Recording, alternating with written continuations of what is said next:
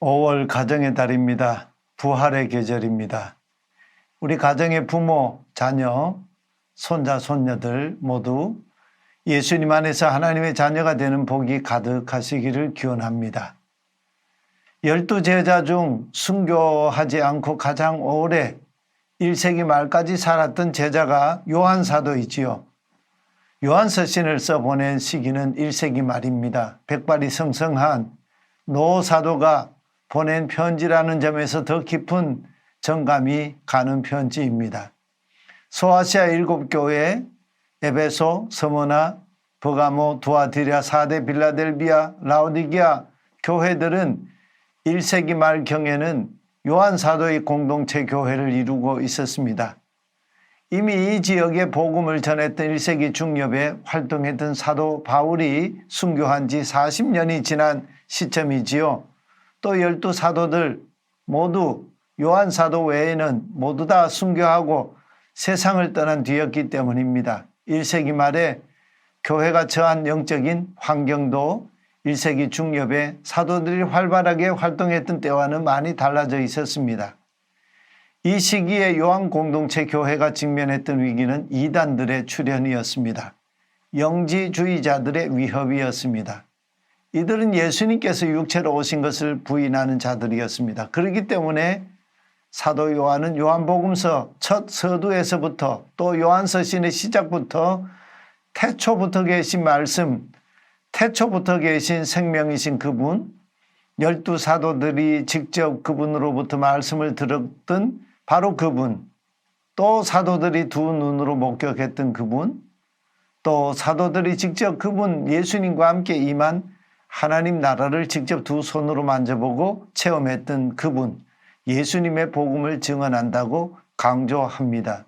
바로 그분 예수님은 우리와 똑같은 사람의 육신을 입고 이 땅에 오셔서 하나님 나라 운동을 펼치셨다고 증언하지요.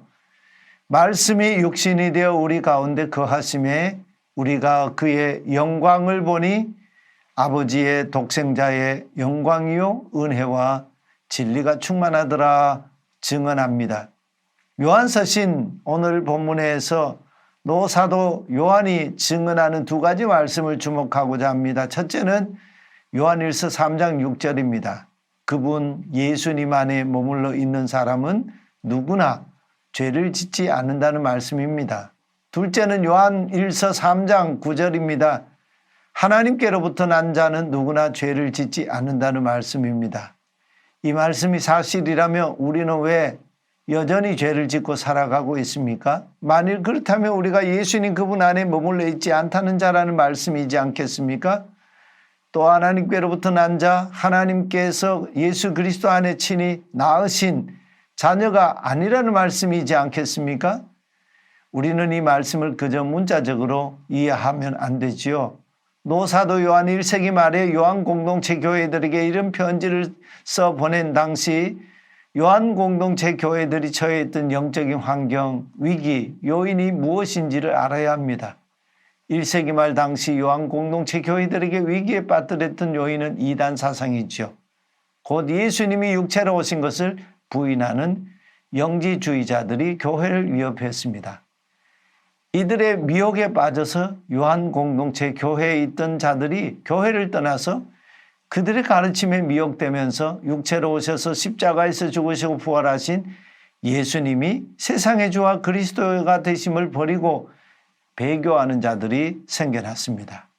그러나 요한 공동체 교회를 떠나지 않고 머물러 있던 사람은 이런 이단 사상에 미혹되어서 배교자의 길을 가는 죄를 범하지 않았습니다.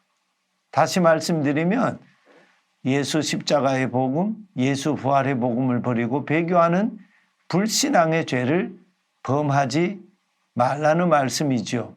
배교하지 않는 그 사람은 곧 하나님께로부터 난 자라고 말씀하고 있습니다. 그렇습니다.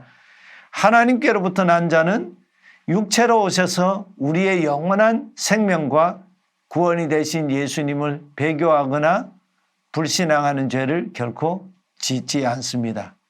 가정의 달을 맞이해서 다시 한번 우리 온 가족이, 우리 온 교회 공동체가 예수님 안에 머물러 있는 예수 신앙 공동체로 든든히 서 가야겠습니다. 하나님께서 친히 낳으신 하나님의 자녀답게 예수 안에서 담대하게 부끄럽지 않게 믿음을 지켜나가는 거룩한 공동체가 되기를 소망합니다.